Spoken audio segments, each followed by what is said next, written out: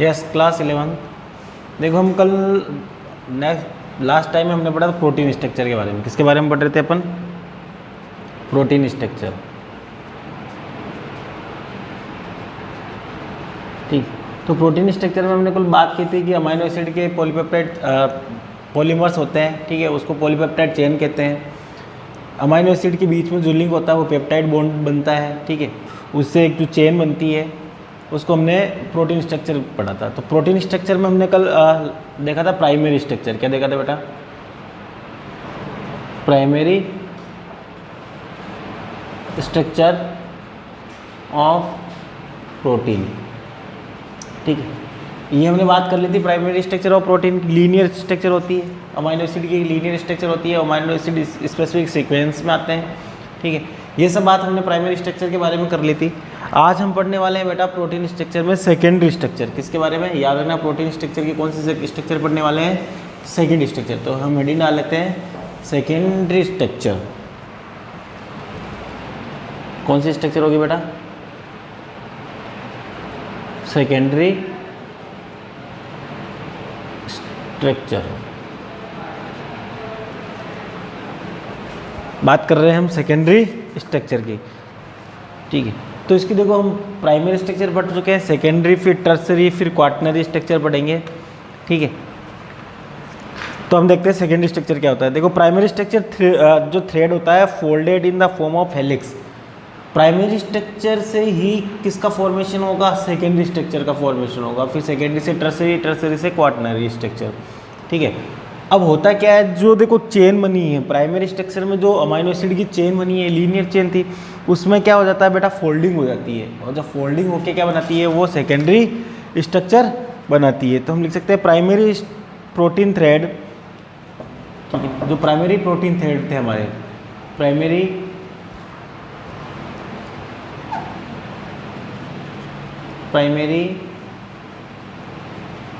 Protein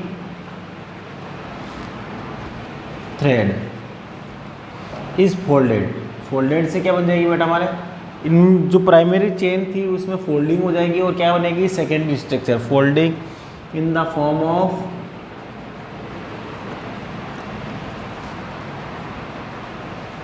helix. Helix के form में वो कन्वर्ट हो जाएगी, ठीक है। तो उसी को क्या बोलेंगे हम? सेकेंडरी स्ट्रक्चर बोलेंगे। Due to the hydrogen bonding the amino acid come more close and folding occur leading to formation of two structure, ठीक है। इसमें याद रखना है सेकेंडरी स्ट्रक्चर में, उसमें तो सिर्फ कोवेलेंट बॉन्ड था। प्राइमरी स्ट्रक्चर में कौन सा बॉन्ड था बेटा? Covalent bond. कोवेलेंट में कौन सा बन रहा था? एक तो पेप्टाइड बॉन्ड बन रहा था, एक डाइसल्फाइड बॉन्ड बन रहा था। लेकिन सेकेंडरी स्ट्रक्चर में क्या हो जाता है? एक हाइड्रोजन बॉन्डिंग और बनती है। क्या बनती है? तो हम कह सकते हैं ड्यू टू हाइड्रोजन बॉन्डिंग क्या बनेगी बेटा? एक hydrogen bonding the amino acid come more close. The amino acid comes more close, ठीक, and folding leading the formation of two structure, ठीक है। और दो तरह के स्ट्रक्चर बनाएंगे। कितने तरह के स्ट्रक्चर बनाएंगे बेटा? ध्यान रखना, टू स्ट्रक्चर बनाएंगे, ठीक है। तो याद रखना प्राइमरी सेकेंडरी स्ट्रक्चर में क्या होता है? हाइड्रोजन बॉन्डिंग का फॉर्मेशन हो जाता है। किसका? इनके बीच में हाइड्रोजन बॉन्ड और बन जाएगा, अमाइनो एसिड्स के बीच में हाइड्रोजन बॉन्ड का फॉर्मेशन और हो जाएगा। प्राइमरी जो स्ट्रक्चर थी उसमें फोल्डिंग हो जाती है। क्या हो जाती है? एक्चुअली सेकेंडरी स्ट्रक्चर है क्या? कुछ नहीं है। जो प्राइमरी स्ट्रक्चर थी प्रोटीन की, उसके अंदर फोल्डिंग होना क्या कहलाता है? सेकेंडरी स्ट्रक्चर कहलाता है। फोल्डिंग की और ये हाइड्रोजन बॉन्ड बन रहा है, उसके अंदर क्या बन रहा है बेटा? हाइड्रोजन बॉन्ड बन रहा है, तो और ज़्यादा क्लोज में आ जाएंगे अमाइनो एसिड्स। अब इसमें दो तरह की स्ट्रक्चर बनती है। कितने तरह की स्ट्रक्चर बनती है? दो। कौन कौन सी? देखो, एल्फा हेलिक्स, उसको बोलते हैं हम एल्फा हेलिक्स, और दूसरी स्ट्रक्चर बनती है हमारी बीटा प्लेटेड सीड। कौन सी? बीटा प्लेटेड सीड, ठीक है। तो दो तरीके की स्ट्रक्चर हमारे सेकेंडरी स्ट्रक्चर में बनती है। एक तो होती है एल्फा हेलिक्स, दूसरी होती है बीटा प्लेटेड सीड। तो अब इन दोनों को हम देख लेते हैं। अल्फा हेलिक्स स्ट्रक्चर क्या है, बीटा प्लेटेड सीड स्ट्रक्चर क्या है। ठीक,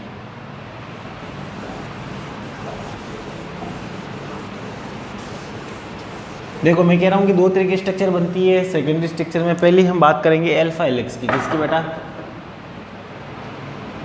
एल्फा हेलिक्स। ठीक है, देखो polypeptide chain is spirally coiled, the amino acid come closer to the intramolecular hydrogen bonding. ठीक है, इसमें क्या होगा, जो अमाइनो एसिड्स होंगे वो स्पाइरली कोल्ड होंगे। कैसे होंगे? स्पाइरल फॉर्म में इनकी कोइलिंग होगी, ये ध्यान रखना। ठीक है, जैसे स्पाइरलिंग कोलिंग में बात करो, जैसे ये चेन है, ये अमाइनो एसिड ऐसे स्पाइरल कोल्ड हो जाएंगे। क्या हो जाएंगे? Spiral cold. जब स्पाइरली कोल्ड होते हैं तो उसको क्या बोलते हैं बेटा? एल्फा हेलिक्स बोला जाता है। क्या बोलते हैं? Alpha helix. तो ये समझ में आ गया कि अमाइनो एसिड कैसे कोइल होंगे? स्पाइरल फॉर्म में। किस फॉर्म में?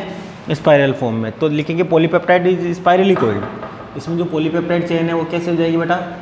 तो हम लिख सकते हैं polypeptide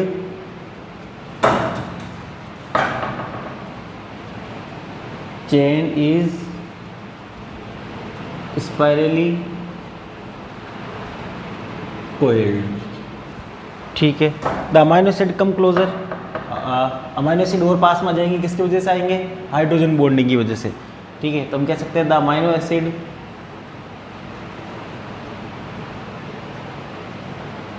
come closer due to, ध्यान रखना, इंट्रामोलिकुलर हाइड्रोजन बॉन्डिंग। किसकी वजह से? इंट्रामोलिकुलर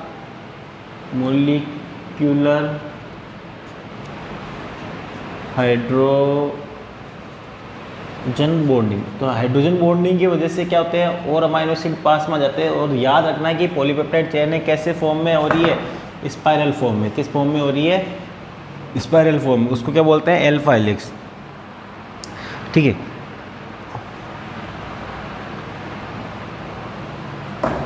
अब देखो, अब जो हाइड्रोजन बॉन्ड बनता है वो कहाँ पर बनता है? ठीक है, तो इन एन हेलिक्स की बात कर रहे हैं। हेलिक्स के अंदर हाइड्रोजन बॉन्ड कहाँ बनेगा बेटा? ये तो बात पूछनी है। तो दो कहाँ बनेगा? द कार्बन कार्बोक्सिल, कार्बोक्सिल की बात करें तो C double bond O of one amino acid. एक अमाइनो एसिड का carboxyl is hydrogen bonded to, hydrogen bonded to the amino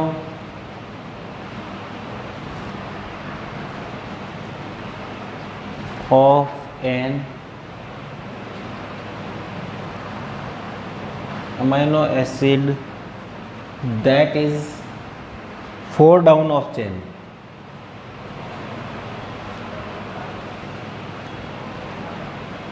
ठीक है, देखो सपोज करो एक नंबर का कार्बोक्सिलिक अमाइनो एसिड का कार्बोक्सिलिक ग्रुप है, वो 4 नंबर के जो अमाइनो ग्रुप है, ठीक है ना, अमाइनो एसिड के अमाइनो ग्रुप से अटैच होगा। तो एक नंबर से फिर सीधे किससे जुड़ जाएगा? 4 नंबर से। तो एक नंबर का किससे जुड़ेगा बेटा?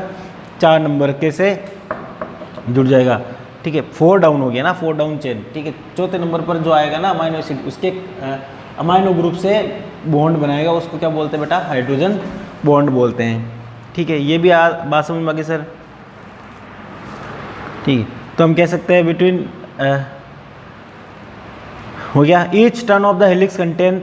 अब एक टर्न में कितने अमाइनो एसिड होते हैं? ठीक है, हम तो लिख सकते हैं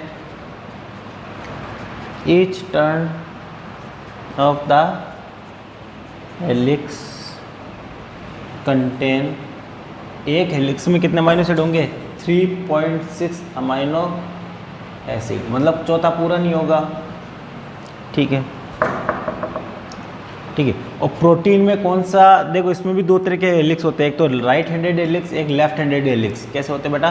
राइट हैंडेड हेलिक्स और लेफ्ट हैंडेड हेलिक्स। लेकिन प्रोटीन में कौन सा हेलिक्स पाया जाता है? याद रखना है, in protein only right handed helix are observed. ठीक है,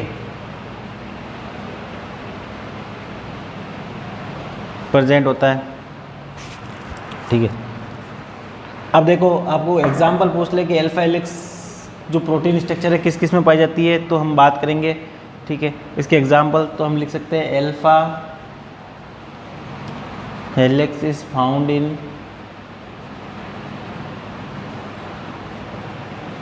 केराटिन ऑफ हेयर, ठीक है, हेयर के केराटिन में, एंड नाखून में, क्लाउज पंजे में, फिंगरनेल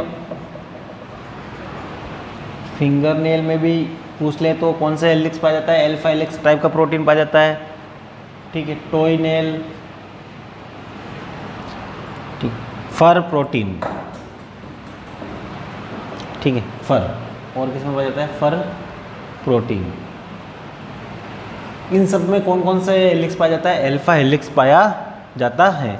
देखो अल्फा हेलिक्स में मैंने आपको बता दिया है कि कैसा होगा बेटा, कोइलिंग हो जाएगी, क्या हो जाएगी, कोइलिंग, और हाइड्रोजन बॉन्ड बनेगा। देखो हाइड्रोजन बॉन्ड कैसे बनेगा, जैसे ये कार्बन वाला है, ये चौथा कार्बन है, ये बनाएगा अपने इस तरीके से, ये हाइड्रोजन बॉन्डिंग बना लेगा, क्या बना लेगा बेटा,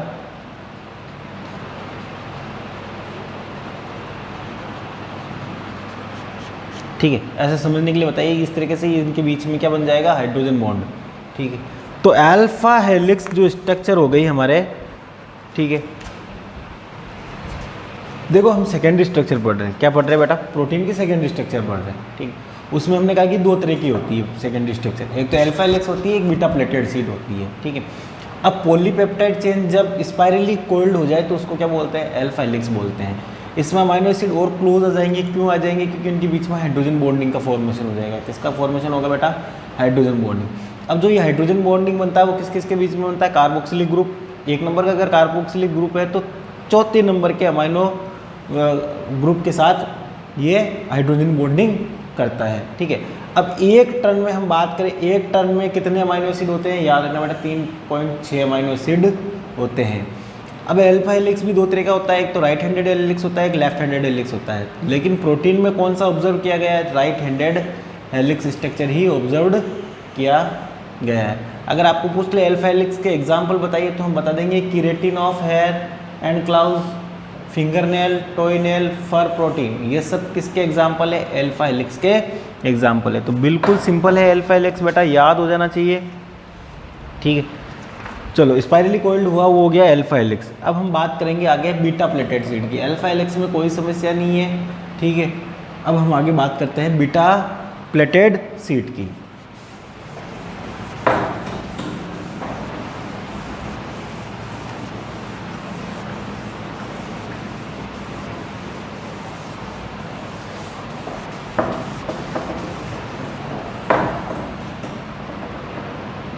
देखो दूसरा टाइप क्या है इसका बेटा, बीटा प्लेटेड सीट।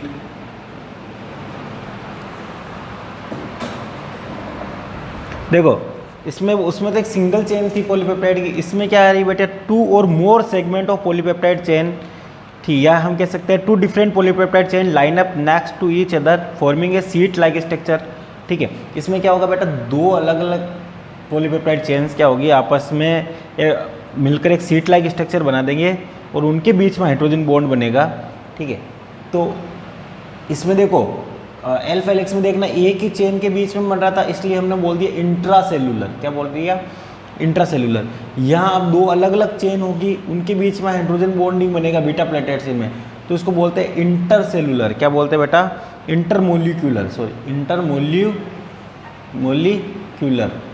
और इसमें बोल रहे थे हम इंट्रामोलिक्यूलर, क्या बोल रहे थे, इंट्रामोलिक्यूलर। देखो जब एक ही आप एक स्कूल में हो, इसको समझना, एक स्कूल में हो और उसी स्कूल के बीच में अगर कोई कंपटीशन हो रहा है, ठीक है ना, एक ही स्कूल है, ठीक है, आपकी स्कूल है SAVM और उसी स्कूल के बीच में कंपटीशन हो रहा है, क्लास 10th और 9th इसी स्कूल के बीच में कंपटीशन हो रहा है, तो एक ही स्कूल के बीच में कंपटीशन हो रहा है, तो वो इंट्रा स्कूलर कंपटीशन कहलाएगा, क्या कहलाएगा बेटा, इंट्रा स्कूल कंपटीशन। अगर आपके अब अलग अलग स्कूल के बीच में कंपटीशन हो, आपके है गवर्नमेंट स्कूल के बीच में अगर कंपटीशन है तो अलग अलग होगी ना, तब उस कंडीशन में हम क्या बोलते हैं, इंटर स्कूल कंपटीशन, क्या बोलते हैं, इंटर स्कूल कंपटीशन। ये याद रखना, इंट्रा मतलब सेम ही होता है, इंट्रा मतलब अलग अलग, ठीक है। तो यहाँ पर अलग अलग चेन्स के बीच में हाइड्रोजन बॉन्ड बनते हैं, इसलिए इस बॉन्ड का जो टाइप होता है वो क्या होता है, इंटरमोलिक्यूलर। जबकि अल्फा हेलिक्स में क्या होता है, उसी एक ही चेन के बीच में हाइड्रोजन बॉन्डिंग बनता है, तो उसको बोलते हैं इंट्रामोलिक्यूलर हाइड्रोजन बॉन्डिंग। तो यहाँ पर कौन सा बॉन्डिंग बनेगा बेटा, इंटरमोलिकुलर हाइड्रोजन बॉन्डिंग, तो हम कह सकते हैं टू डिफरेंट पॉलीपेप्टाइड चेन। इसमें क्या होती है बेटा, टू डिफरेंट पॉलीपेप्टाइड चेन, ठीक है। पॉलीपेप्टाइड क्या करती है, सीट लाइक स्ट्रक्चर बनाती है। कैसे बनाती है बेटा, सीट लाइक स्ट्रक्चर, याद रखना। और जो इसमें वो सीट लाइक स्ट्रक्चर जो होल्ड होते हैं वो कौन सा होता है, हाइड्रोजन बॉन्ड तो बन ही रहा है। कौन सा बॉन्ड बन रहा है, हाइड्रोजन बॉन्ड। और ये जो हाइड्रोजन बॉन्ड होता है वो कैसा होता है, इंटरमोलिकुलर। कैसा होता है बेटा, intermolecular hydrogen bond, intermolecular hydrogen bond बनता है। तो यहाँ तक बात आपको बिल्कुल समझ में आ गई होगी कि बीटा प्लेटेड सीट क्या होती है। इतना सा ही याद रखना है, दो अलग अलग, ठीक है, दो अलग अलग पॉलीपेप्टाइड चेन्स होगी, उनके बीच में हाइड्रोजन बॉन्ड बन जाएगा और एक सीट लाइक स्ट्रक्चर बना लेगी। उसको क्या बोलते हैं बेटा, बीटा प्लेटेड सीट बोलते हैं। उसको क्या बोलते हैं, बीटा प्लेटेड सीट, ठीक है। अब इसमें भी हम देख लें, अगर इसका स्ट्रक्चर देखोगे तो ये तो एक तो पैरेलल हो सकती है, एक एंटी पैरेलल हो सकती है। इसको समझ लो थोड़ा सा। देखो ये भी दो टाइप की होती है, एक पैरेलल सीट, एक होती है एंटी पैरेलल बीटा सीट, एक पैरेलल बीटा सीट, ठीक है। देखो इसमें कार्बोक्सिलिक ग्रुप एक ही साइड में है, इसमें एक साइड में कार्बोक्सिलिक ग्रुप होगा तो एक साइड में अमाइनो ग्रुप होगा। इसके डायग्राम बना देते हैं एक बार में। देखो जैसे ये है,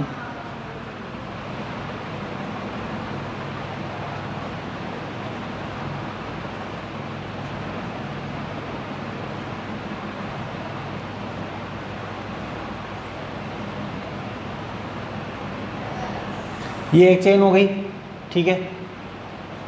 दूसरी चेन देख तो यही,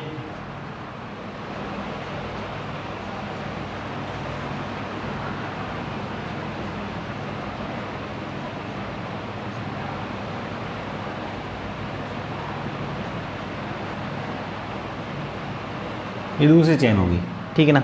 अब इनके बीच में हाइड्रोजन बॉन्ड बना रहा है। देखो ये यहाँ पर ऐसा हाइड्रोजन बॉन्ड बनेगा, हाइड्रोजन और ऑक्सीजन के बीच में कौन सा बॉन्ड बन रहा है बेटा, ये हाइड्रोजन। तो ये पैरेलल है, दोनों में क्या है, एक ही साइड में कार्बोक्सिलिक ग्रुप है तो दूसरे साइड में अमाइनो ग्रुप है, ठीक है। देखो दो अलग अलग चेन है, एक पेप्टाइड चेन ये हो गई, एक पॉलीपेप्टाइड चेन ये हो गई। तो अभी यही तो हम कह रहे थे, दो डिफरेंट टाइप की पॉलीपेप्टाइड की चेन के बीच में हाइड्रोजन बॉन्ड बन रहा है, ठीक है। और एक सीट लाइक स्ट्रक्चर बना लेगी, उसको क्या बोलते हैं बेटा, बीटा प्लेटेड सीट कहते हैं। इतना सा याद रखना। एंटी पैरेलल में क्या होगा, एक साइड में कार्बोक्सिलिक ग्रुप आ जाएगा तो एक साइड में अमाइनो ग्रुप आ जाएगा, तो उसको क्या बोलते हैं, एंटी पैरेलल। समझो इसको, देख लो।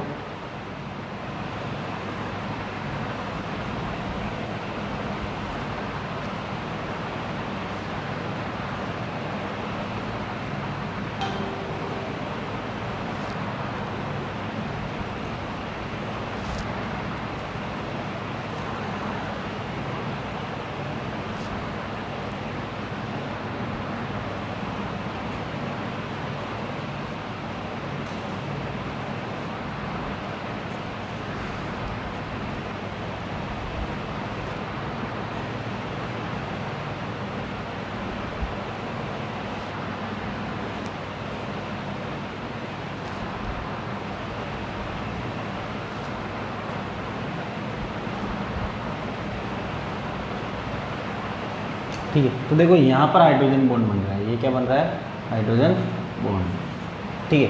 तो ये जब कार्बोक्सिलिक ग्रुप अमाइनो ग्रुप अलग अलग डायरेक्शन में हो, ठीक है, तो उसको एंटी पैरेलल। और जब दोनों सेम डायरेक्शन में आ जाए, ठीक है, कार्बोक्सिलिक ग्रुप और कार्बोक्सिलिक ग्रुप, तो उसको पैरेलल बोलते हैं। ये जब अलग अलग डायरेक्शन में हो तो उसको एंटी पैरेलल बोलते हैं।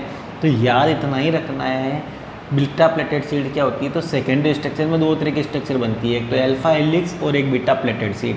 अल्फा हेलिक्स तो एक ही पॉलीपेप्टाइड चेन से मिलकर बनती है, जबकि बीटा प्लेटेड सीट में दो अलग अलग पॉलीपेप्टाइड चेन्स होती है, उनके बीच में हाइड्रोजन बॉन्ड बनता है। उसमें एक ही उसी पॉलीपेप्टाइड चेन के बीच में हाइड्रोजन बॉन्ड बनता है, ठीक है। इसमें दो तरह की हो गई ये सीट, बीटा प्लेटेड सीट और anti parallel, parallel beta sheet और एंटी पैरेलल सीट, ठीक है। तो ये बीटा प्लेटेड सीट भी आपको सेकेंडरी स्ट्रक्चर में भी आपको ये समझ में आ गई होगी, आई होप, ठीक है। तो यहाँ पर हमारा ये सेकेंडरी स्ट्रक्चर कंप्लीट हो जाता है।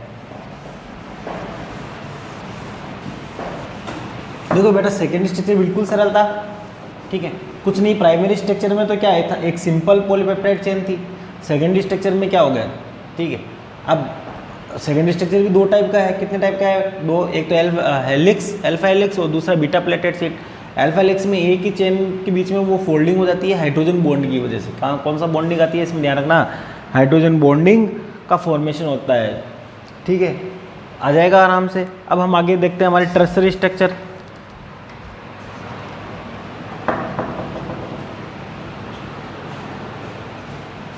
टर्सरी स्ट्रक्चर, ठीक है। टर्सरी स्ट्रक्चर में क्या है, टर्सरी 3 डायमेंशन, ये देखो ये कैसी स्ट्रक्चर होती है, 3 डायमेंशनल स्ट्रक्चर होती है। पहले तो याद रखना कैसी होती है, आपको पूछ लो प्रोटीन की 3 डायमेंशनल स्ट्रक्चर कौन सी है, तो टर्सरी स्ट्रक्चर है। कौन सी है, तो हम कह सकते हैं 3 डायमेंशनल स्ट्रक्चर। आपको पूछ ले तो 3 डायमेंशनल स्ट्रक्चर कौन सी है बेटा, टर्सरी स्ट्रक्चर होती है। तो 3 डायमेंशनल स्ट्रक्चर ऑफ प्रोटीन की बात करेंगे तो किसकी बात करेंगे, टर्सरी स्ट्रक्चर की। Formed by folding and coiling and plating of secondary structure of the peptide chain. अब इसमें क्या होता है कि जो सेकेंडरी स्ट्रक्चर थी उसमें और ज़्यादा कोइलिंग होती है, ठीक है। सेकेंडरी स्ट्रक्चर में और ज़्यादा कोइलिंग होगी तो कौन सी स्ट्रक्चर बनेगी, टर्सरी स्ट्रक्चर। तो हम लिख सकते हैं फॉर्म्ड, कैसे बनती है, formed by folding, coiling end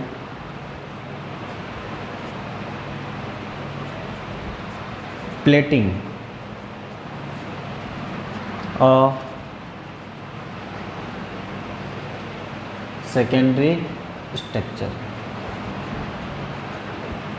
of the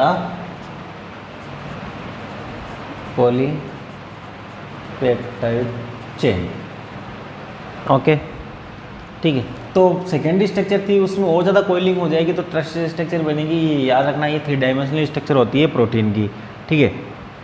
अब इसके अंदर कौन कौन से बॉन्ड पाए जाते हैं, एक तो हाइड्रोजन बॉन्ड तो है ही है, ठीक है। इसके अलावा हाइड्रोफोबिक और हाइड्रोफिलिक बॉन्ड भी प्रेजेंट होते हैं, ठीक है। सारे देखो हाइड्रोजन बॉन्ड भी प्रेजेंट होता है इसमें हाइड्रोफोबिक बॉन्ड भी होगा, ठीक है। हाइड्रोफिलिक बॉन्ड भी होगा, ठीक है। वांडर वॉल बॉन्ड भी होगा,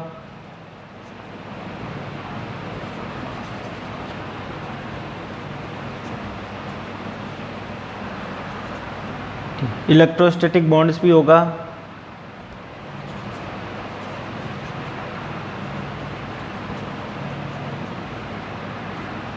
ये सारे बॉन्ड उसके अंदर प्रेजेंट होते हैं किसमें, टर्सरी स्ट्रक्चर में। Function of protein depend on it's. अब देखो मेन पॉइंट याद रखना, ये जो प्रोटीन का जो फंक्शन है वो मेनली किस पर डिपेंड करता है, टर्सरी स्ट्रक्चर पर। किस पर, तो हम लिख सकते हैं function of protein depends on it's tertiary structure. किस पर डिपेंड करता है बेटा, इसके टर्सरी स्ट्रक्चर पर डिपेंड करता है। अब इसकी स्टडी किससे करते हैं बेटा, ध्यान रखना, टर्सरी स्ट्रक्चर की हम बात करेंगे तो टर्सरी स्ट्रक्चर की जो स्टडी की जाती है वो एक्सरे क्रिस्टलोग्राफी और एनएमआर न्यूक्लियर मैग्नेटिक रेजोनेंस से की जाती है। तो टर्सरी स्ट्रक्चर की अगर हम बात करें स्टडी,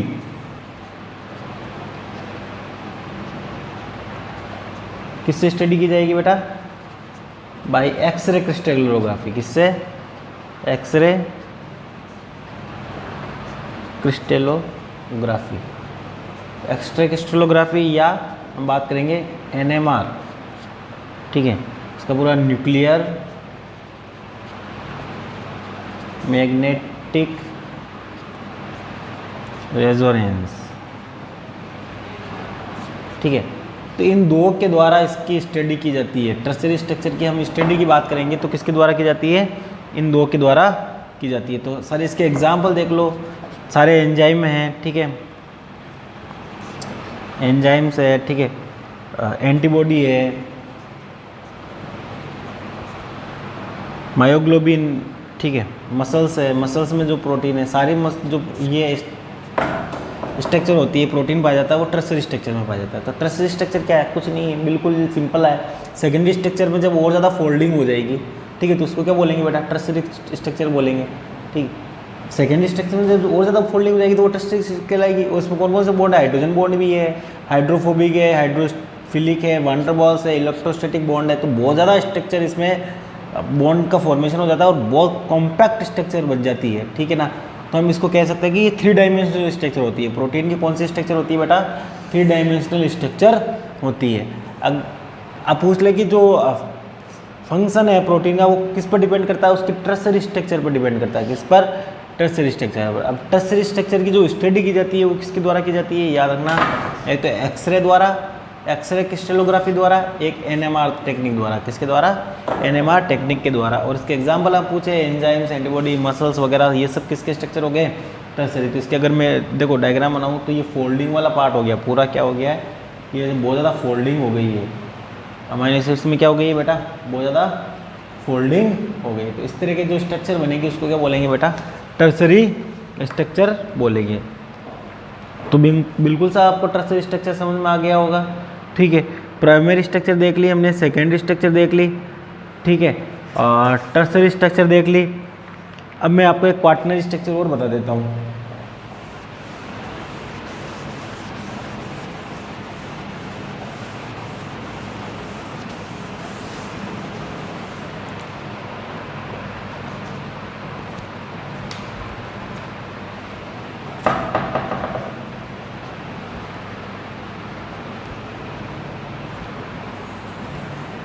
क्वाटरनरी स्ट्रक्चर। अगर हम क्वाटरनरी स्ट्रक्चर की बात करें, ठीक, अब देखो यही है क्वाटरनरी स्ट्रक्चर में 2 और मोर पॉलीपेप्टाइड चेन होल्ड बाई 2 और मोर पॉलीपेप्टाइड चेन किसके द्वारा होल्ड हो जाए? Hold by non covalent force के द्वारा। किसके द्वारा बेटा? Non covalent force. तो वो कौन से स्ट्रक्चर बनाएगी? क्वाटरनरी स्ट्रक्चर बनाएगी, ठीक है। ये लगभग सेम होती है, कैसी होती है? सेम एज टर्सरी स्ट्रक्चर के।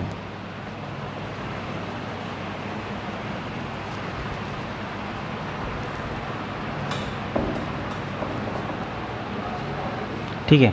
अब इसमें जो पॉलीपेप्टाइड चेन होती है उसको बोलते हैं सब यूनिट। क्या बोलते हैं बेटा? इसमें पॉलीपेप्टाइड चेन को क्या बोला जाता है?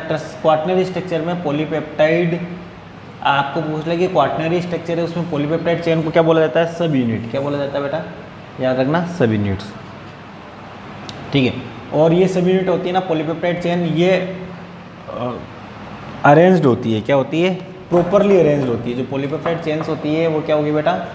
हम बात करेंगे पॉलीपेप्टाइड चेन प्रॉपरली अरेंज्ड होगी। क्या होगी? अरेंज्ड, ठीक है।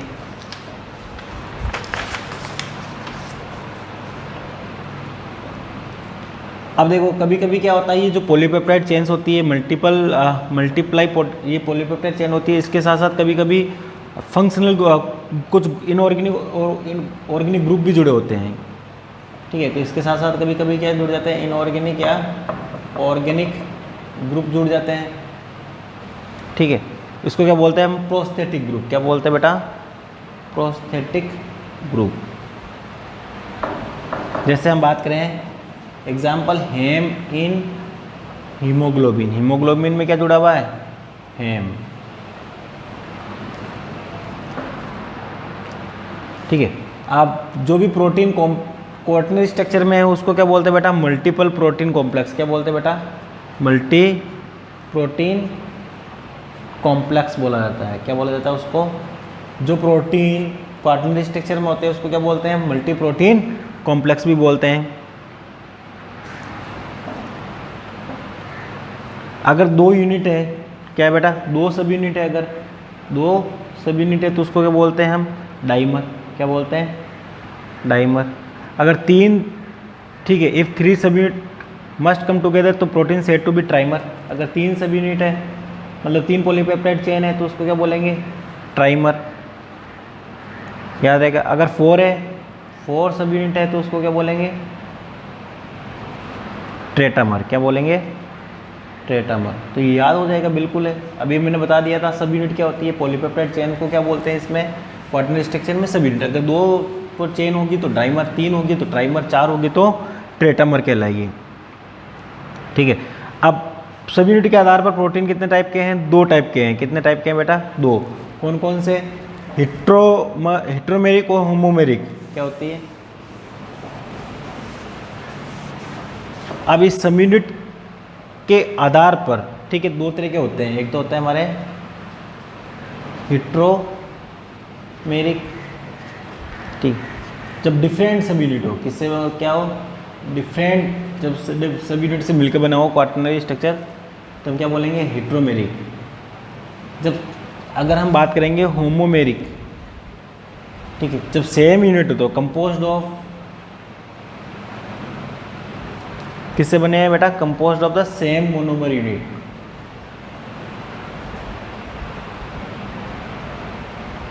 एक ही यूनिट से, एक ही टाइप के यूनिट से मिलकर बने हैं तो होमोमेरिक। अगर डिफरेंट टाइप के यूनिट से मिलकर उसकी क्वार्टरनरी स्ट्रक्चर बनती है, ठीक है, तो उसको क्या बोलते हैं, हिट्रोमेरिक। बात समझ में आ जाएगी बिल्कुल।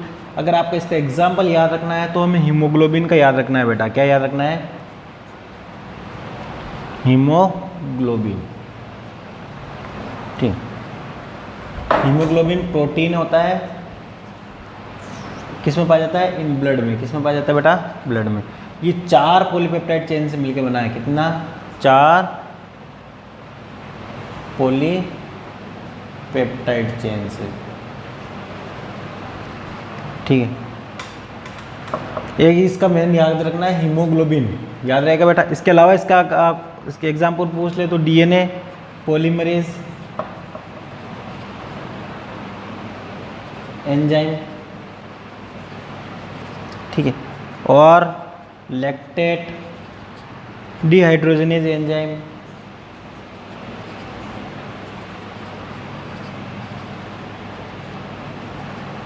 कोलेजन, एक एग्जांपल ये याद रख लेना, कोलेजन। ठीक है, ये 3 पॉलीपेप्टाइड चेन से मिलकर बना होता है। कोलेजन किससे बना होता है बेटा, 3 पॉलीपेप्टाइड चेन से। ठीक है, और एंटीबॉडी, ठीक है। यहाँ तक हो गया हमारे, ये पूरा क्वार्टरनरी स्ट्रक्चर हो गया है। ठीक है, अब एक लास्ट इसमें हीमोग्लोबिन दे रखा है अलग से, तो हीमोग्लोबिन की स्ट्रक्चर देख लेते हैं हम।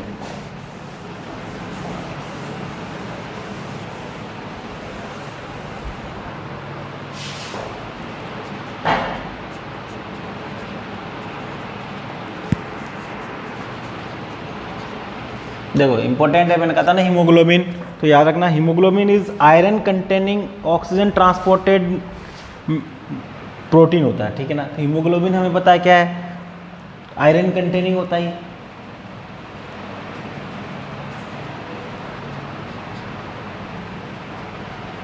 ऑक्सीजन ट्रांसपोर्ट प्रोटीन,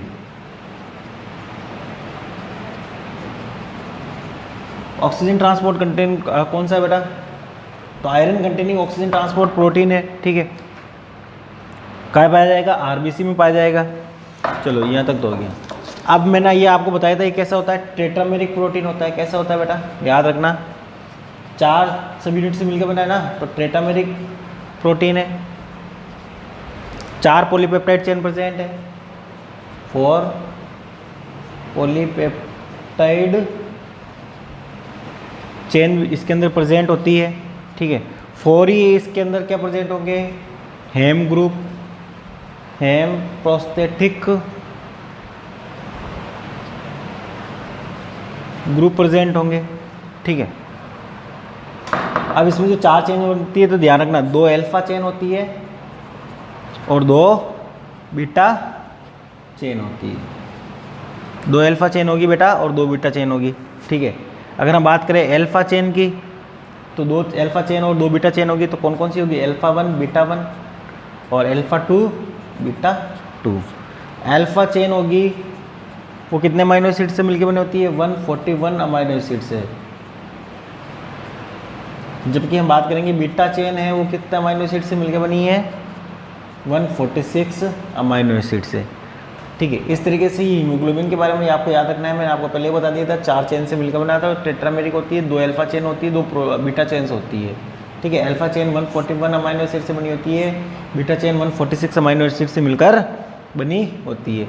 अगर आप इसका डायग्राम देखोगे तो एक ये चेन हो गई, फिर दूसरी इधर ये चेन हो गई, तीसरी ये इधर चेन हो गई, चौथी ये इधर चेन हो गई। तो ऐसे 4 चेन इसके अंदर प्रेजेंट होती है, 1 2 3 4। ठीक है, ऐसे। ठीक है, और बीच में इनके जुड़ा होता है ये ऐसे डार्क कलर में है हेम ग्रुप। क्या जुड़ा हुआ है, हेम ग्रुप। ठीक है, तो हम कह सकते हैं ये जो डार्क कलर मैंने किया है ये क्या है बेटा, हेम, ये इसको बोलते हैं आयरन। ठीक है, 2 हो गई बीटा चेन, 2 हो गई अल्फा चेन। ठीक है, तो यहाँ पर ये हमारा हेमोग्लोबिन कंप्लीट हो जाता है। तो इस तरीके से हमारा अमाइनो एसिड और प्रोटीन वाला जो मेन इंपॉर्टेंट पार्ट था इस चैप्टर का वो आज कंप्लीट हो जाता है। Thank you very much.